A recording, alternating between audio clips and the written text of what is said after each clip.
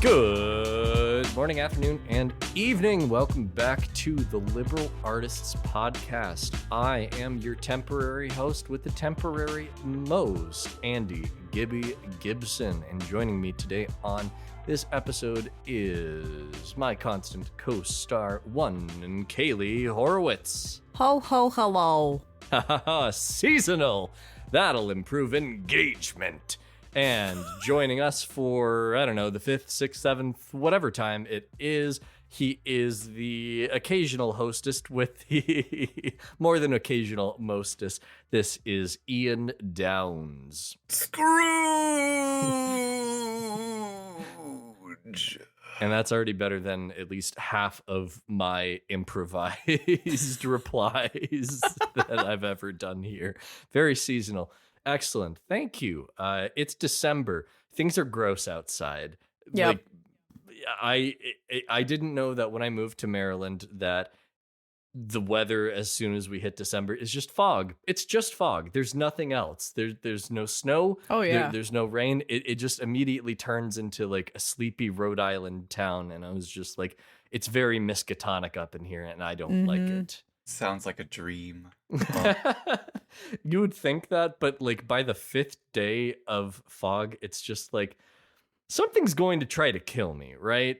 Like we may as well hurry it up. How close are you to Bethesda? Because that's, I think, where the weird cryptid stuff of Maryland is hiding, you know, outside of DC. But you would think that, but Bethesda is actually just DC, but less. So yeah, sure. I can't even say that it's got any creepy shit going on. We drove through that city one time, and I just got such weird vibes being there, man. I don't know. It's very much like the failed clone brethren of DC, where they're just like, love me, I'm also a giant corporate syndicate. You can put your office here. If I remember correctly, that is also like one of the only places in like that part of Maryland that has a Nando's. Yes. So I can't be too mad at them. What? No. What? That is a terrible reason to not be mad at a city. Wait. Oh, well, there's a Nando's here. Look, I think Ian, it's good enough. That peri excuses, like, peri all of sauce, Great baby. Britain. That excuses all of Great Britain, and I won't stand for it. Ah, shit, you're Look, right. I will say this as somebody who lived in Great Britain for a summer. Their sins are immense, and they have not yet begun to repay all of humanity for them. But Nando's is a start. And it's not even there. That's the thing, though. I love It's not that even Nando's. Right, Nando's is a British like You're right. food chain empire. All of the recipes are the furthest thing from British cuisine you could ever get.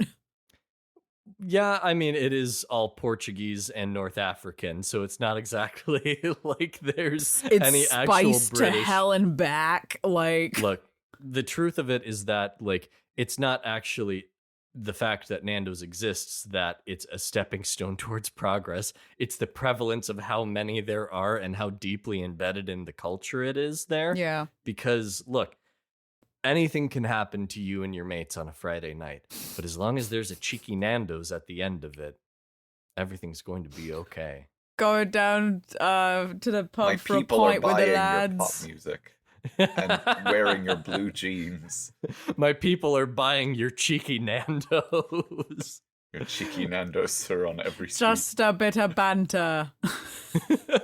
I took my parents to Nando's for the first time when they came here for Thanksgiving. Ah, I was the Thanksgiving Nando's. The crossover of culture right here is just like stupid. I hate it. I love it. I hate it. Look, the whole thing was that it felt like divine intervention because I was just like, oh, we're going to stay in D.C. or right outside of D.C. for a couple days.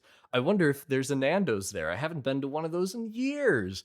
And literally a block from the hotel that they were staying out, it was just right there. And I was just like, lads, it's time to get some cheeky Nando's. And they were just like, have you had a brain injury recently? What's happening to you? I'm not even British. I'm just from Australia. And I'll tell you this, it was as goddamn delicious as I remembered it. And it is one of the few things that are truly like keeping us together at this point. It's like Ithaca, you know, not like your Ithaca, but like the I was Ithaca gonna that's say, way like over the college. there. Or... No. The no, Ithaca, no. like Odysseus's Ithaca, is that what Yeah. you're going for? Yeah. Like it's the beautiful ideal where it's just like it's out there and we'll sail and maybe we'll see some cool shit on the way, but instead of like glorious spices and treasure, Maybe it'll take us like 20 years to get there. It'll but... take us a decade to return to Nando's, but my wife will be there waiting for me with my son and several angry men. yeah, Lots of men that I will slaughter, that I will murder. Ian, this is why we keep getting banned from the Nando's, Ian. Stop killing at the Nando's. I don't care that you say it's You tradition. can't murder the other guests for their table. It's not murder. It's an odyssey. I don't think that's going to hold up in court, but I can't bring up a precedence or any sort of legal matters that say it won't, you know? Well, my attorney, Homer, will be defending me. Hold So- up, we got to go dig him up real quick. He's No! somewhere in the middle of Wrong Greece. Homer. We'll be Oh, right back. Wrong Homer. We're totally not escaping from the justice system of the U.S. by running to Greece or anything. Very It's fine. related but unrelated to this conversation question, but now I'm curious. What is the body count of the Odyssey? Because like that thing goes on for 10 years. How much blood is on Odysseus's hands? Well, okay, so it depends. It depends on if we're counting his men as being blood on his hands or not. Sure. But he is the only one that survives of the, I think, 3 ships under his Right. command. But again, it might be that 3 ships is where he, like, sort of finally gets around to other things with. He might have left with a much larger naval platoon Sure. army. Because, like, to some sailing extent, I expect there to be armada. casualties because we know this is following a war. Like, Okay. Yeah, no, he is did- the only one that goes home. yeah. Like, everyone else dies. And several of them because they make their own stupid decisions. But Sure. a lot of them because But he does Odysseus kind of makes- just bail on large groups of them. Well, here's a question. Does the Cyclops, like, have we confirmed in canon that he dies? The Cyclops doesn't die. The Cyclops Mhm. is blinded. It's not Okay. a death. But it's a because pretty he big is- eye. Yeah, so if you want to count the eye as a single person, you could. I'm just saying, like, it's big enough to, like, constitute the meat of a man. Like, Man meat. and man flesh. I don't know. Perhaps. I'm also interested to know, just like odds wise, like if you take bets at the start Odysseus. of, get the fuck out of here. If you take bets on like your 10 years, you know, how likely are you to die via Cyclops or via sirens or just being a dumbass? Whirlpool.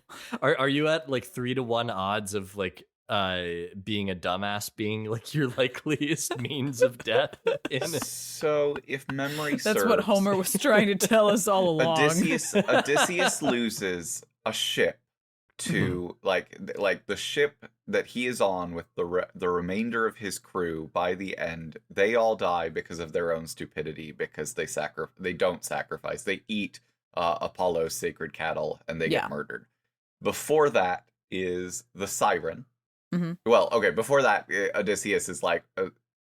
Anyway, before that is the sirens, which I don't remember if anybody actually is lost to. I thought it was sort of just Odysseus's story of like being smarter than, but also the desperation of the siren. Don't you story. think that Odysseus, like, even if he had lost one guy, would have been a little too brave to admit it? Where like there's some horny teenager that's part of his group as like a cabin boy who's just like, oh boy, count me in, ladies. There are no horny teenagers on Odysseus's ship.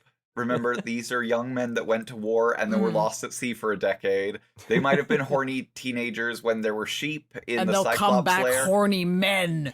But by this point in the story, they're probably at least in their mid-20s, I mean, if not true. late 20s. But there has to be at least one guy that you're embarrassed of that you don't bring up in your story, that you're Even just like, in oh, we your don't 20s, talk about yeah. we don't talk Probably. about Teddy. That guy was a total putz. But if memory serves us well, he loses a ship to Charybdis and he loses a ship to Scylla. Because it's the sort of like, we're going to thread the needle, and like one of them doesn't, and the other one, like, they're picked off by the dogheads. Right. And then like a whole ship is basically like eaten individually one by one by the Cyclops for like a month until Odysseus has a brave, like, smart idea. Like the storm destroys a ship. Odysseus loses a lot of men for being the wisest man in Greece. He is Just because you're loses. the wisest man in Greece in like the BC time does not give you that much credit, it appears. See, I think this is why it's kind I of always... like being the smartest first grader. Like that's only going to get you so far. Look, I was about to be like, I was the smartest first. I don't know if I was the smartest. So was first I, grader. and look where I am. But I didn't kill the rest of my like first grade class on a strange, dangerous mission. You didn't? Gibby, no. I tried to, but like, Well, you've got that over me, pal. Gibby. Can I be the smartest first grader if I was homeschooled? Are you smarter than a first grader? Maybe. Inconclusive. Well, I think we all know the lesson from this little tangent. Oh, and brother, that where art is- thou is the superior one, because every time I look at the Odyssey, I question how the hell did people just go, yeah, Odysseus, great, smart guy, totally knows what he's doing. Well, that is the second lesson that we can learn from this. The first lesson that we can learn from this is instead of eating Apollo's golden calf, the men should have eaten Nando's. This episode of The Liberal Artist is sponsored by Nando's Peri Peri Chicken. Thank you very much for your sponsor. Anyways, let's get on to the real topic at hand. If you take a look at the date, you'll notice, holy fuck, it's December. And you know what that means. Icrimus. And because Icrimus, as Kaylie wisely noted It's there. Grimace. Yes, it's Grimace. We're back. The Welcome Grimace back. shake once again. Yes, He returns. welcome back to Shake Time. The purple menace. Yes, you thought he was dead. No, he was just laying dormant for 6 months. That's so why- that we could... That's why he was riding in the Ronald McDonald clown shoe during the Macy's parade. It was a sign of the return of the king.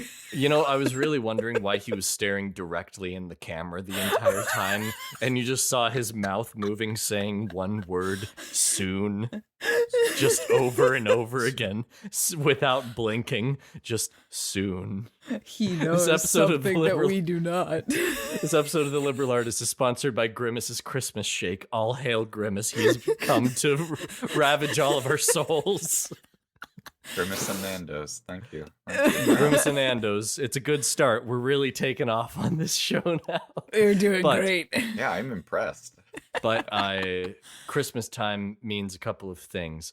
For one thing, it means at times you think to yourself, boy, I'm not as good as buying gifts for people as I thought I was before. The Yep. second thing that you think for yourself is, holy shit, my dad really loves It's a Wonderful Life. We're talking about It's a Wonderful Life today, everybody. Merry Christmas, movie house! Merry Christmas, Emporium! Merry Christmas, you wonderful old building and loan! But not in the way that you think we will. I mean, maybe kinda. I don't know. We're luring all of America's dads into a false sense of security. You think this is going to be a nice little episode about It's a Wonderful Life? Well, guess what? It's a wonderful wrong. Gotcha. That's, well, and actually that's basically how part of this idea came about, is the first Yeah. Christmas that Ian spent with my family basically went like that. Yeah, you have your average Americans versus a grad student who's been reading a lot. Who's been reading. To be fair, I have been reading a lot. You have been reading a lot. You're very smart. And I It's true. also may have been drinking a little. May? It's inconclusive. It's not certain. It was eggnog. I don't Yeah, remember we got if it was some spiked or not. spiked nog. No, I will deny allegations. For all Ian knew, it was just a glass of eggnog. For my curiosity, as somebody who does not drink alcohol, what is the alcohol percent or the proof on eggnog? So eggnog generally, as far as I know, you don't really get like with milk. alcohol content. It's mostly you just get some eggnog at the local grocery store, and then you get, for some reason, Southern Comfort. I don't know why that became the staple in the US, but you get some nice, good old Southern Comfort, and you pour as much of that into the eggnog as it still looks like a creamy concoction and not a If the fluid liquids start to mess. separate, you've gone too far. If it looks like you haven't changed your oil in a year, Or if it turns into sludge. If suddenly Smokey the Bear starts tapping on your window and warning you about a fire hazard in your home, you've gone too far. and then you just scoop some back into you. So, a combination of reading a lot and Yeah. drinking a lot of milk-based cream That'll product. do it. Chugging cream. Just chugging alcoholic cream led to a bit of a discrepancy on the interpretation of this movie. That's about it. Yeah. To my understanding, Kaylie's parents took the more typical approach to viewing this movie, which is, in a summary, to say it is the story of a good American man in the 1940s who always puts the needs of his community and the needs of his family ahead of his own romantic desires to go out, explore the world, create gigantic things, and be revered among his fellow man for his great achievements. And Ian's interpretation Was that exactly? We didn't actually disagree on what the movie was saying. We just sort of disagreed about what word that encapsulated. They believed that was strictly capitalism, and I was sort of like, "That's a choice. That's not how I would describe the sacrifice of the self for the community. That's generally capitalism, not the first word that comes to mind." The whole community coming together to help the individual in a time of need. That's very capitalist. A bank stealing from the needy, and then the community coming together to support their fellow man. Yeah, that's capitalism at its bare bones. Say it. Say the dirty word. Say the scary dirty word. Say it. Which one would you like? Would you like socialism, communism, or Marxism? Somebody hit the commie alarm. Communist detected on American soil. Lethal force engaged. The commie alarm. You could start the McCarthy trials. You have been summoned to the courts Unrelated for but very funny charity live stream doing Christmas trivia movie shit. Asked one team, what is the name of the main kid in Home Alone? Girl that answers it goes, Kevin McCarthy. And for 2 days, I've just been imagining McCarthy as a child in Home Alone. Instead of attacking with Macaulay horrifying Culkin. homemade torture. No, it's exactly the same movie. It's just that it's very clear that the burglars are communists. Right. No, they're not even communists. They're just accused of being communists and to get blacklisted from all the burglary associations. No, it's actually they're actors that have been blacklisted, and that's why they're burglaring, because they've lost their jobs. And You know, McCarthy is there to it all beat makes them up. sense. Of course, we all remember Senator Joseph McCarthy's classic technique of throwing a giant spider at the communists. Keep we all the remember. change, you filthy animal. Yes, but back on the matter at hand. Yes, Now yes. that we've given our sweet dads of America a moment to recover from those 3 dirty words right there. Care to elaborate further on that ideal, Ian? Well, I think it's just a pretty straightforward idea, which is that while this movie does sort of pretend rather strongly about the individual's importance, with George Bailey's. Yeah, well, no, not Bailey's Ian. No, not in your eggnog. George, no more George. eggnog for you. You can't just put the cream in George the cream. Bailey, It's too much. As an individual, like, wow, look at it. His life matters so much that everything is so important. And at the end of the day, it isn't. like if you watch A Wonderful Life and you go, wow, his life matters so much. He was shown a nightmare by an angel of like, this is what your world could be without you. And that's not really like saying you're important as much as it is like, wouldn't things be worse?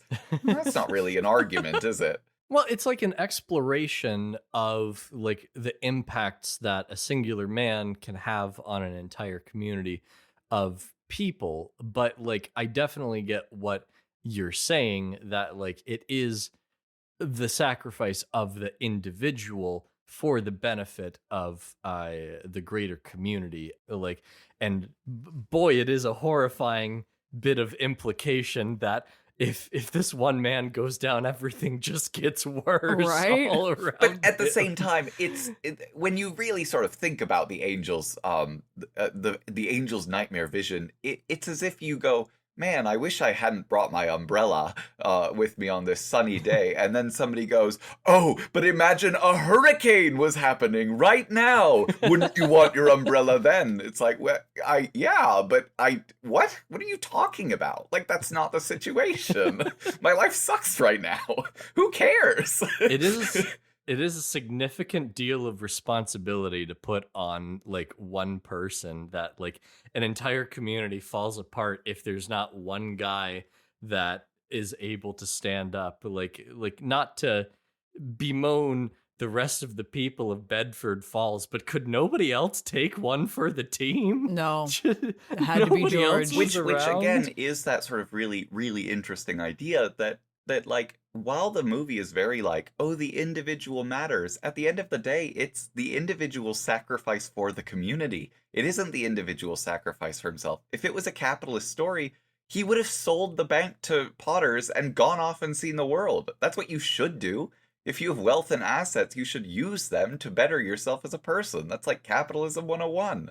I mean, the nightmare scenario that Clarence shows Mr. Bailey is a situation in which you have a capitalist without any sort of way to oppose him. Like the nightmare situation is that Potter owns the entire town now at this point. Like, he's all running it for his own expenses and for his own profit, with no thought given to the betterment of the lives of people. Like, at most, it's more exciting because there's more like bars and entertainment values and venues and everything, but it's not as if there's anything for the actual enrichment of people's lives that's added in there. I mean, frankly, it's kind of surprising that the library even exists, that he wasn't just like, actually, I'm going to bulldoze that for a cigar factory, and we're going to have the cigars rolled by orphans because they're cheaper labor. But again, it's sort of that reminds me honestly of that Tumblr post where it's like, if you were to suggest librarians to like conservatives now, they would be outraged. They would be like, this is communism at its finest. Like, can you imagine And it free is, resources for the kind of. community? How could you? It's like, the only reason the library is there is because it's really hard to imagine a world where there isn't one. Like, even in this like capitalist hellscape, it's still like, oh, but I guess the library has to be here because we've had it for so long. I guess it could stay. It's a wonderful life of public institutions. It's a wonderful library. It's been here. Go on, Scram, go. You're all fired here. Go on, get out of here, you moochers. Except you stay. Merry Christmas nonfiction section. Merry Christmas VHS section that we still have for some reason. Merry Christmas eyewitness A tapes. fair amount of them, I think, at this point are now at least DVD sections. They very much are. I worked in a library in college, and But they still like, did have some VHSs. Yeah, of course, because you have to for tradition's sake. And there's also old people. Like there are old people with my that's very my true. grandfather still had a VHS up until his passing. Like, and he was watching Pride and Prejudice. Like, Yeah, my grandfather turns 91 tomorrow, and he is Wow. still like ripping through the VHS tapes. So you are very correct that like there is still absolutely an audience for that. And for physical media in general, as we continue to see Netflix try to fuck us even worse. This episode of The Liberal Artist is not sponsored by Netflix. Own and your it own media, probably- kids. They can't take it from you if you have a copy. Buy your own shit. Get your physical stuff. Run down to the junkyard. You'll find eat some it, there. swallow it whole, so it's within your own body. Keep it within you. Hold it within you. Eat the entire vinyl record like a donut. Consume it. It's a big donut. I've eaten 300 vinyl records in 40 days. The day of reckoning is... Sorry, I was watching that video with Papa John's earlier. Jesus Christ. If you stab me with a needle and rotate me, I'm gonna make so much music. There'll be a lot of surface noise, but it'll be pretty sweet. I ate a 180-gram high fidelity, high quality record. I'm an audiophile stream. You're an audiophile. No. Anyways, back at the topic at hand. Focus, after we get focus. Yes, back yes. back to One Nightmare versus the horror. One nightmare versus another, yes. Yes. So Ian had linked an article that I was reading through a little bit that brings things back a little bit to Dickens, which both Kaylie and Ian mentioned that to me at one point where they were just like, "This, you think this movie is different from A Christmas Carol? It's not. Nope. It's A Christmas Carol." I want to know if there are academics out there that have like done research like on literature in the Christmas season. What is it other than, I guess, it's winter and it's cold and sad and things die because it's a really good time of year for you to be susceptible to nature and its elements?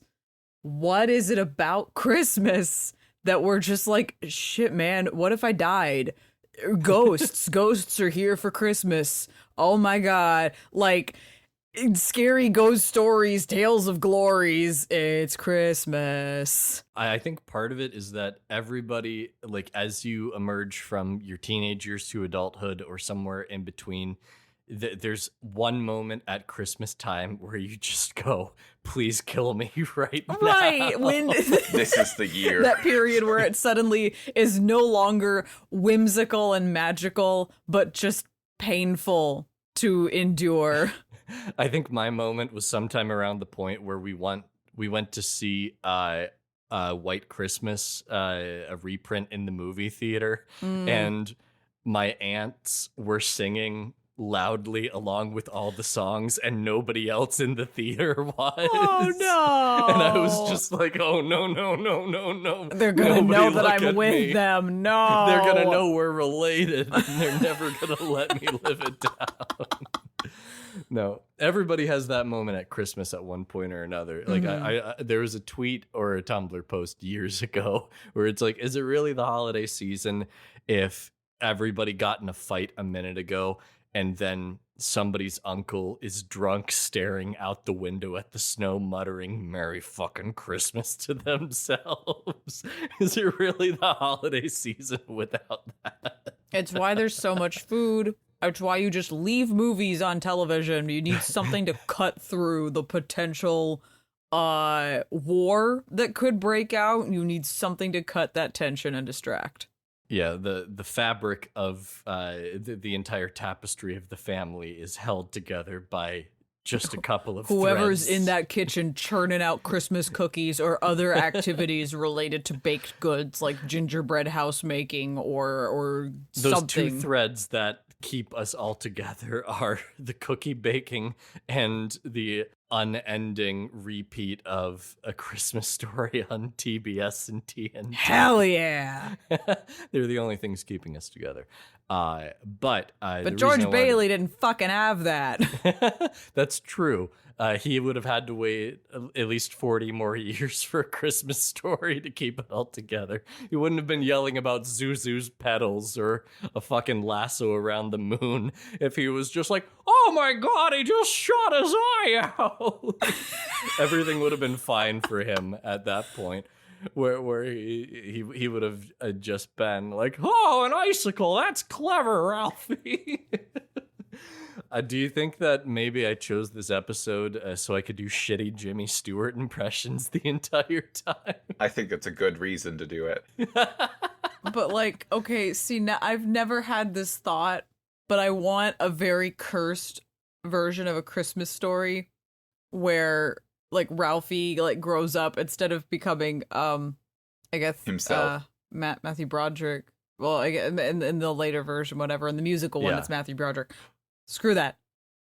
I want it to be he grows up to be George Bailey, and he's like, when I saved my brother from the bullies, he's caught in the time loop. I lost my hearing because of an air rifle. We get Christmas Story, whatever, but like the narrator is now Jimmy Stewart, and that like that's who he's become as an adult. Like that's what I want. How insufferable could that be?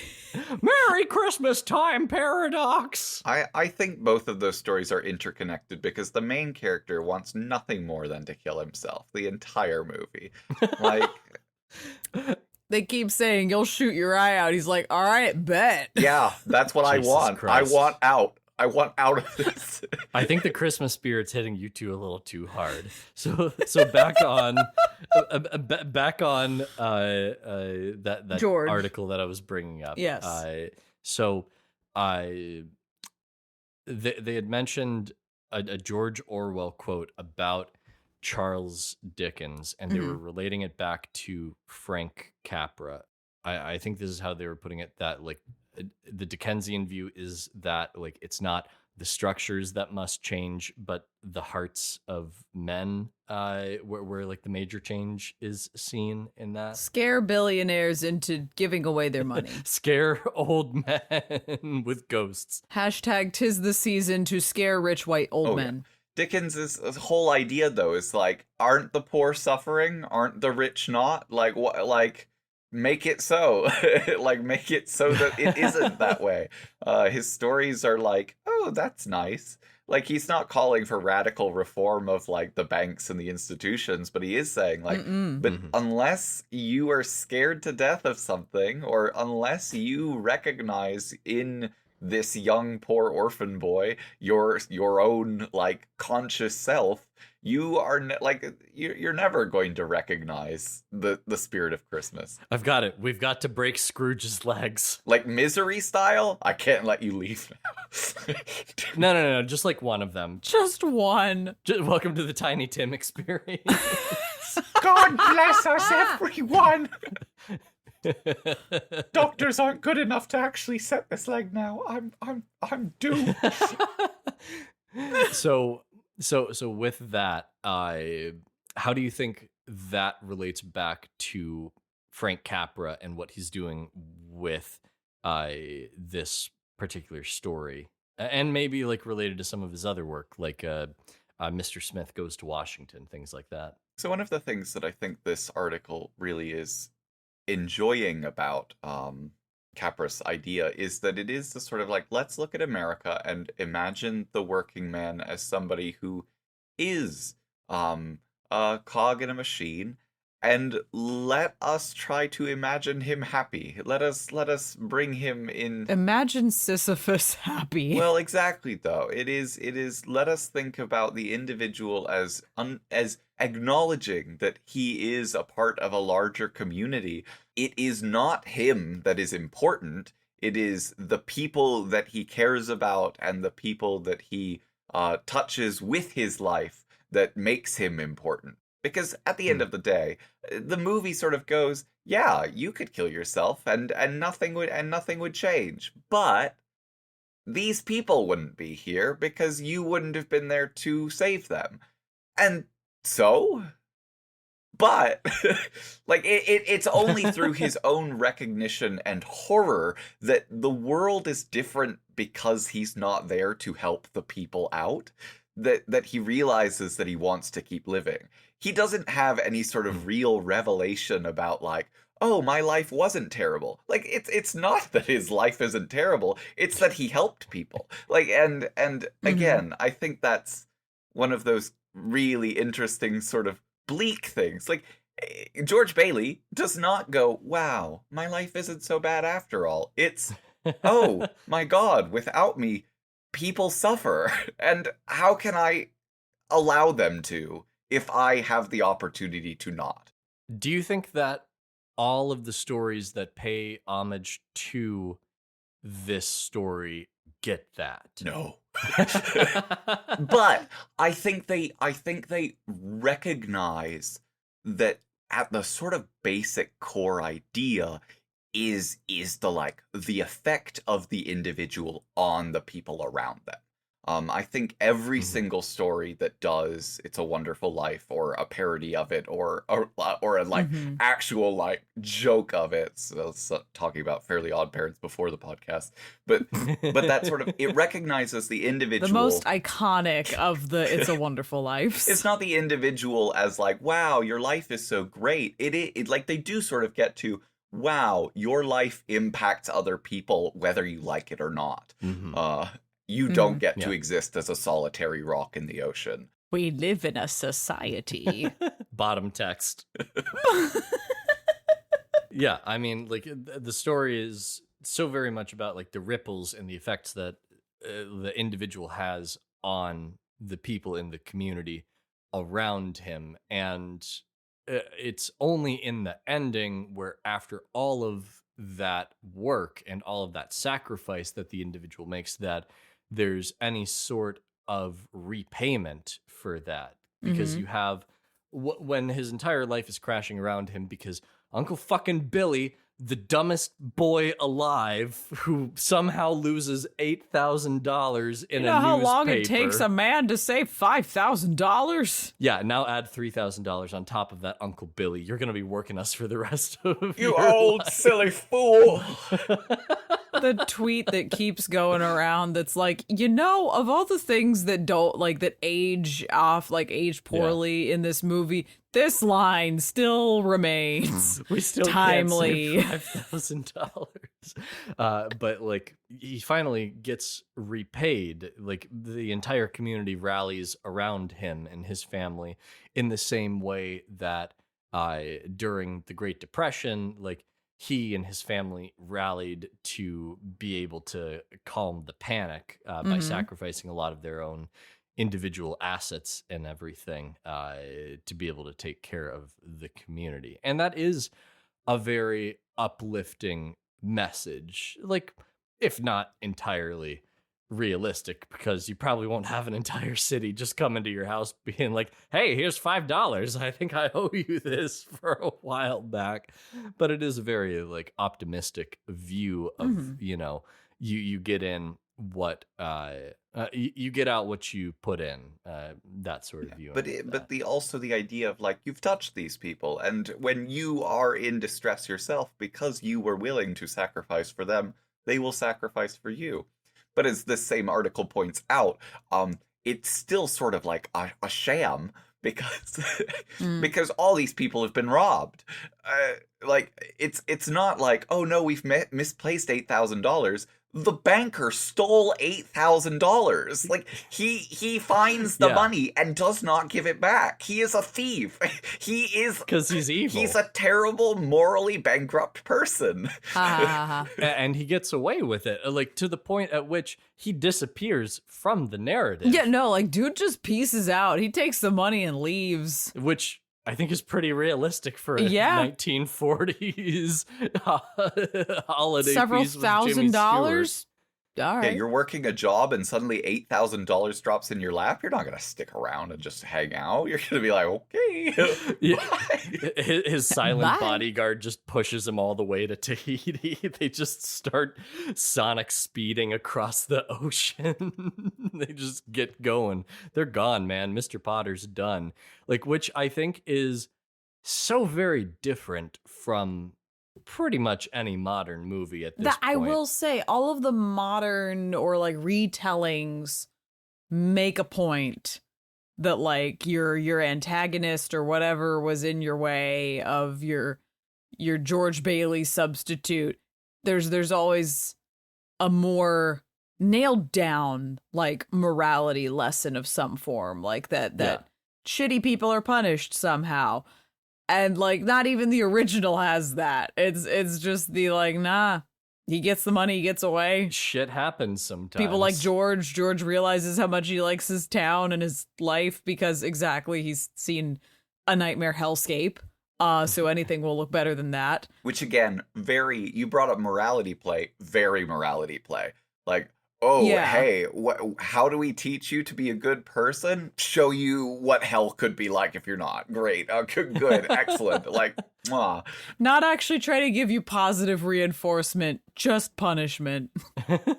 Which it's funny that like there is so much craving with a lot of modern audiences to seek out that punishment of the wrongdoer. Sure, because it's a fantasy. It never happens in real life that you crave that in some form. You want that bit of revenge. You want that bit of justice to be done, to the point at which I think in the 90s at one point, SNL had a Christmas episode where they have like the extended edition of It's a Wonderful Life where Uncle Billy all of a sudden goes, wait a minute, I remember, Potter has the money. And for the next 4 minutes, they just kick the shit out of this old man. Excellent. You get Good. Mary doing like an elbow drop on him. That's Just all I like, want. Stay on the ground. Stay on. Like they go full Goodfellas. Stand out with on the this ground. shit. Stand out on the ground. Where's the money? Where's the money, you fat motherfucker? Like that's the whole joke is the thing. Yeah. Like there's no like punchline or anything. They just beat old man Potter into the ground. And yet for me, like the first time having seen that, like it was just after I'd seen the actual movie for the first time when I was in my teens, and I was very much in that stay on the ground motherfucker mode, because there is satisfaction in that fantasy of Absolutely. Well, and like justice being done.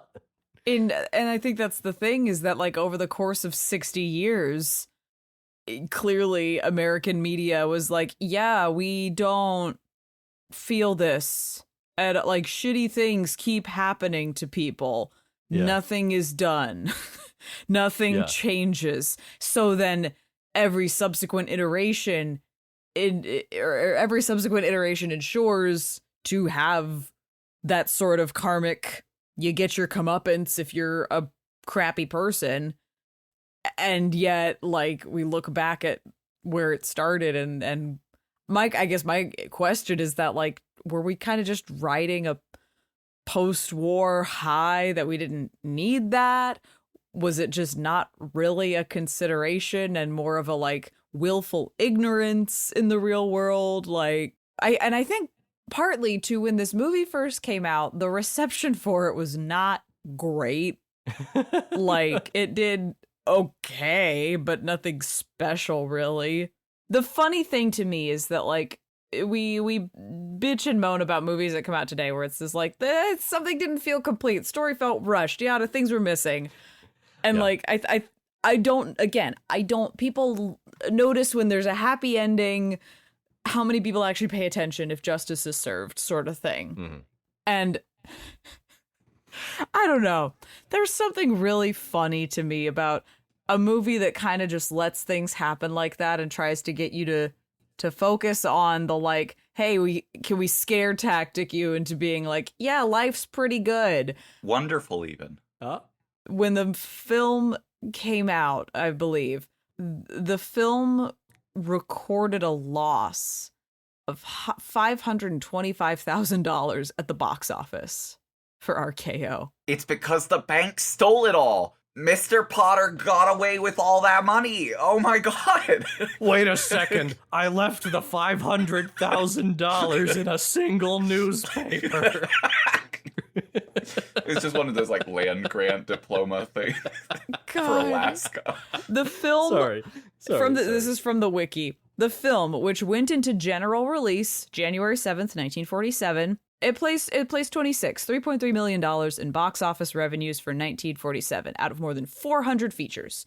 One place ahead of Miracle on 34th Street. It was supposed to be released in 1947, but was moved up to December of 1946 to make it eligible for awards. Miracle on 34th was seen as the worst film. Really? As 1947 did not have quite as stiff a competition of 1946. If it had entered in 47, its strongest competitor would have been Miracle on 34th. Yeah. But anyways, May 26, 1947, so a couple months after It's a Wonderful Life comes out.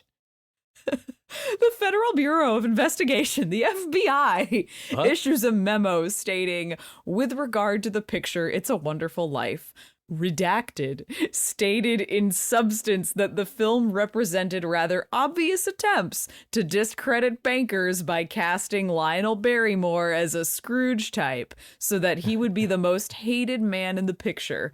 This, according to these sources, is a common trick used by communists. In addition, redacted stated that, in his opinion, this picture deliberately maligned the upper class, attempting to show the people who had money that were mean and despicable characters.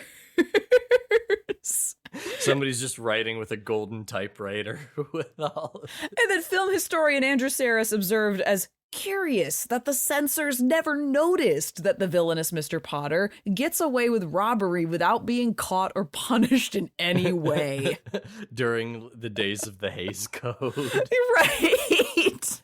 Fascinating. Ian, you were throwing up your arms wildly. No, it's just the sort of like, I feel as though if McCarthy says something, like if the FBI, led by McCarthy in 1947, I think he's in charge of them at that point. I could be very well If not, wrong. then it's soon. It might as well have been But him. if he can sniff out communism in a movie, me as a grad student with a couple of drinks in me and several books under my belt, I just had them tucked in.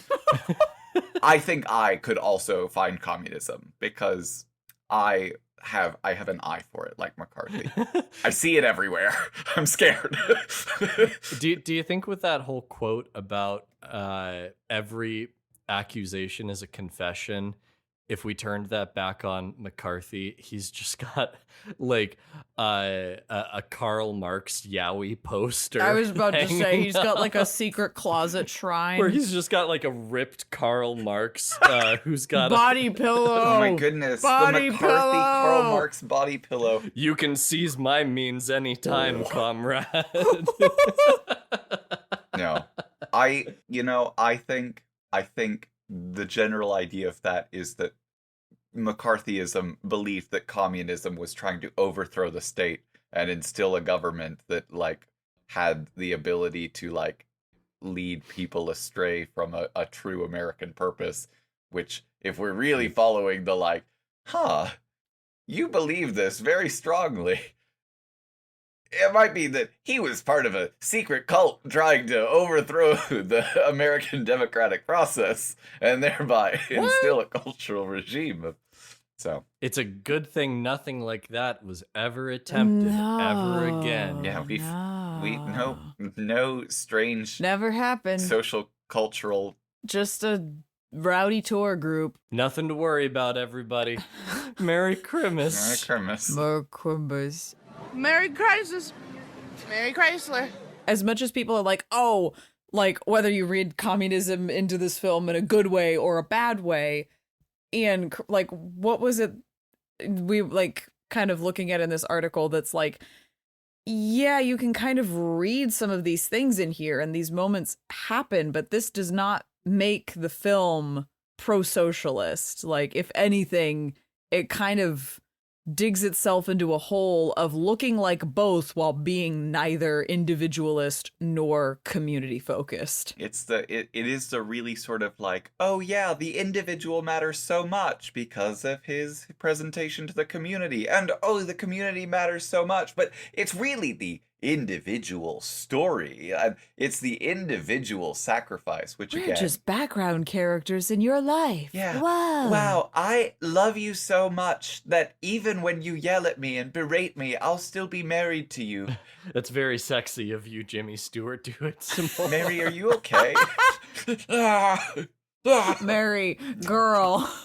It's fine. It's fine. All of their paint was lead based, so there's only so much logic you can expect from them. Where he's just like, "I don't like you, Mary. I've never been attracted to you," and she's just like, "Oh, tell me more." Well, it also wouldn't. This would also be the era of asbestos snow too. So like every single one of those scenes is just like, oh God, absolutely.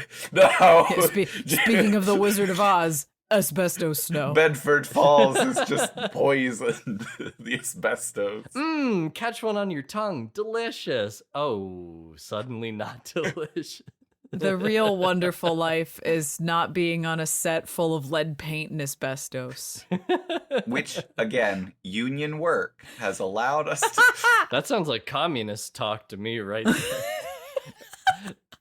Anyways, let's wrap this up. Y'all got any final thoughts on this fella? Oh, just getting back to Dickens, though.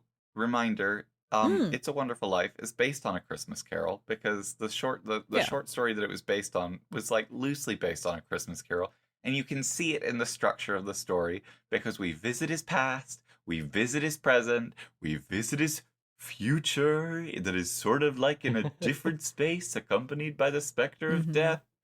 And what does he learn? Parallel universes. Oh, I should be a better person. But like again, he doesn't really learn that because he's already a better person. And again, this is where, and this is what I really wanted to point out. The reason that A Christmas Carol has a protagonist / antagonist who is punished so well is because the protagonist that we have is the miserly capitalist that learns something. Whereas It's a Wonderful Life, the miserly capitalist gets away. And the individual that learns something is just some guy whose life sucks. Like, he doesn't have a good life. He has a terrible life. It's not a wonderful life. He's literally just a guy. Hit him with your car. To be known that, like, this man had so many opportunities taken from him over and over and over again. And, like, yes, the movie's message is beautiful. But, like, his life sucks. Like, the man was willing to commit suicide that night, and then we're supposed to go, oh, but life is good because you did things for people. Yeah, but he was on the verge of jumping into an icy death. Hey, George Bailey, we know that you really want to explore the world and go have some fun. Here's your dad's failing business. Fuck you. He just had a stroke. Deal with that shit, Jimmy Stewart.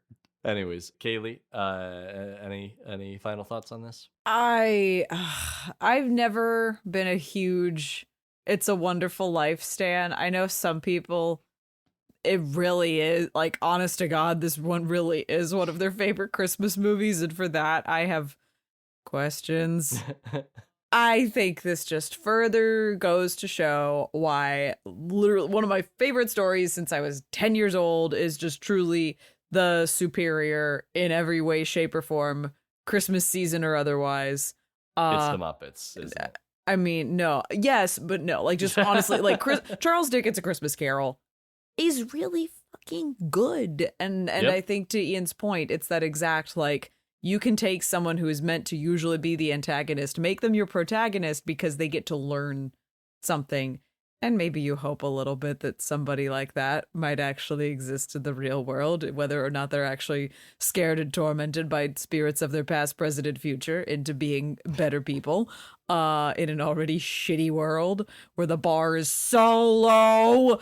It is. I do think there's an interesting value in this story just in the way that it packages kind of a contemporary-ish. We're a little like obviously out of it by this point, like out of the 20th century, out of the 1900s. We're definitely a little less contemporary now. Post-war modernism. Yeah. Like, but we see it persist. And there's kind of these separate delineations now between like Christmas Carol readaptations and It's a Wonderful Life readaptations. Sometimes that's just in like kind of a time travel fuckery, but other times it is like dream nightmare scenario. That it's interesting to see how it grows and changes, whether it's for parody, whether it's actually trying to do something different and maybe find ways to add a little spice into issues, whether that's putting a more definitive end to your antagonist or actually giving your protagonist more of an arc, just rather than you're just a guy and then by the end you're still just a guy, but you remember that people give a shit about you, I guess.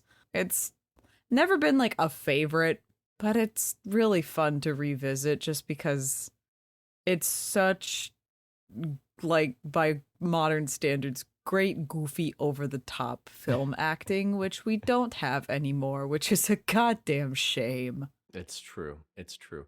It's a shame that we no longer have Merry Christmas Movie House as Jimmy Stewart sprints through the asbestos. We open up a gymnasium floor into a pool. Like, I always thought that was one of the fun things about this movie. Like, I forgot that's part of the same movie sort of moment, but like, I did really love the dance hall scene, the reunion, where it's just like, and suddenly a pool.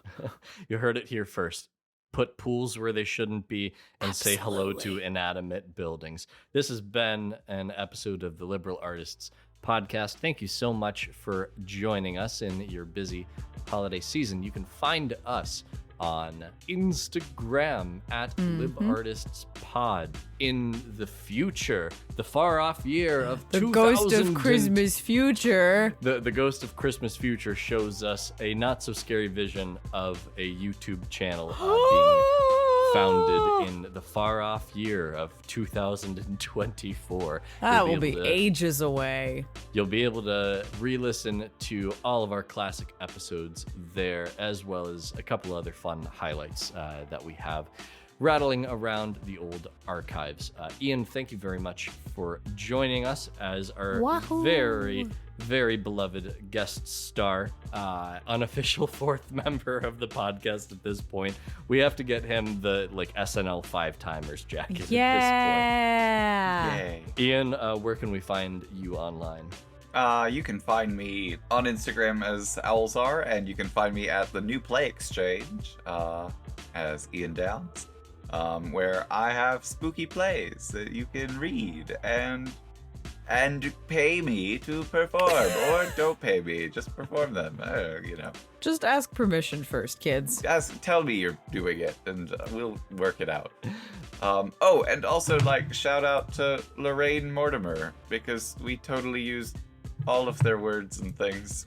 Go and find Lorraine Mortimer's article, The Grim Enchantment of It's a Wonderful Life, as published many, many moons ago in the Massachusetts Review.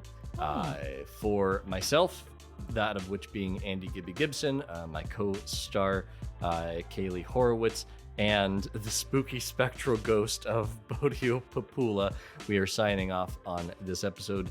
Join us next time where we will find billionaires and rattle ghostly chains at them. Happy Hanukkah! Peace.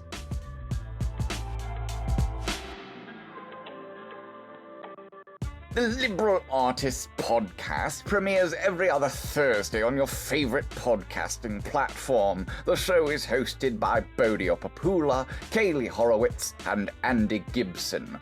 You can find the show at LibArtistsPod on Instagram and Twitter. Thanks to White Hot for performing the theme song Reflect, which can be found on freebeats.io. Now, I'm off to go exploring, and maybe, just maybe, I'll find a sheep that I can call my own. Good day.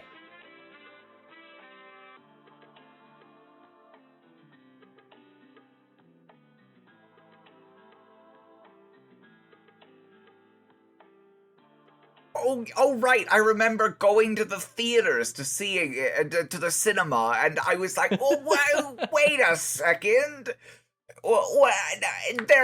That angel, I can see him, and I'm not going insane. Phooey, balderdash. I'm from the 40s. There's some cinemaphile in 1946 who was just like, man, the special effects in this movie suck, right? Haven't you seen The Wizard of Oz? That was like 7 years ago, and the best you can do is a shiny light through a shitty piece of paper.